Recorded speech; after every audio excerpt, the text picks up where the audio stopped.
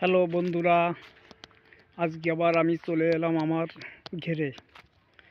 তা বন্ধুরা, আমি অঘ্রাণ মাসের 13 তারিখই আমি ওই ধানের বীজ ফেলেছিলাম ওইখানে। আজকে কিন্তু পৌষ মাসের 13 তারিখ দেখেন আমি ধানের চারা লাগিয়ে দিয়েছি আমার ঘেরে। আমার ঘের এখানে এটি উঁচু ঘের, তাই জলের সমস্যা হয়, তাই আমি আগে আগে লাগিয়ে দিয়েছি। দেখুন, লাগিয়ে দিয়েছি।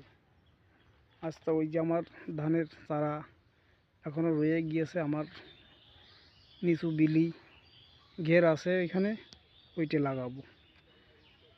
আজ থেকে আরও 10 দিন পরে লাগাবো, কিন্তু ধানের চারার বয়স হয়ে যাবে তখন 40 দিন বা 42 দিন 45 দিন পর্যন্ত ধানের চারা ভালো